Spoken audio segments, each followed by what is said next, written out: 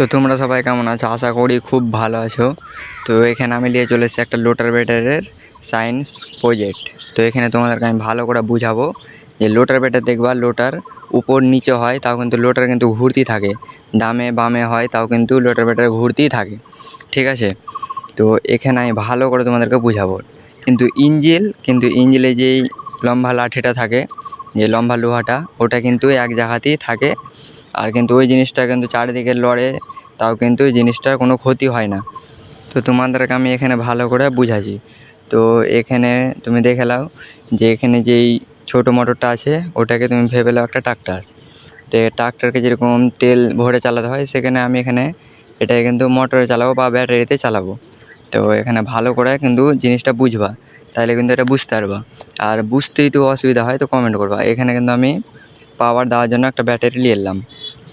তো এখানে বড় ব্যাটারি নিয়েছি যেন পাওয়ারটা একটু বেশি দিতে না পারে। আর এখানে কিন্তু আমি ওই যে ইটা দেখছো সাদা কালারের কলমের মতো, এটা আমি লোটার ব্যাটারের লাঠিও ভেবে নিতে পারো। তো এখানে আমি ভালো করে পাওয়ারটা দেওয়ার জন্য ঝাল করে এলাম বা সোল্ডারিং করে এলাম। তো এখানে দেখতে পাচ্ছ ভালো করে আমি মেরে নিয়েছি, আঠা মেরে দিয়েছি যেন জিনিসটা মোটরটা না লড়ে। ইঞ্জিলে যেরকম এক জায়গায় থাকে কিন্তু লোটার ব্যাটার চারিদিকে ঘুরে। বা তুমি ট্রাকও দেখতে পাবা যে ট্রাক ব্যাক যখন হয় তাও কিন্তু চলতেই থাকে, চাকা ঘুরতেই থাকে। এখানে তোমাদেরকে আমি ভালো করে বুঝাচ্ছি। তো এখানে দেখতে পাচ্ছ জিনিসটা আমি চারিদিকে ঘুরাচ্ছি তাও কিন্তু ঘুরতেই আছে পাখাটা লালছি যেন তোমরা বুঝতে না পারো।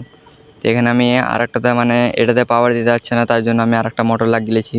এগুলো কিন্তু গিয়ার মোটর, ওই জন্য পাওয়ারটা একটু ভালো আসছে। আর এখানে আমি পাওয়ার দেওয়ার জন্য এখানে মোটরটা নিয়ে এলাম।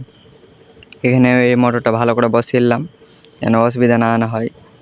তো এখানে তারটা কেটে নিয়েছি, একটা তার দিয়েই পাওয়ারটা যাবে। তার জন্য মোটরটা ভালো ঘুরবে, মানে কোনোটা আগে পেছে ঘুরবে না। পাওয়ার যদি সমান যদি থাকে তা কিন্তু ভালোই ঘুরবে।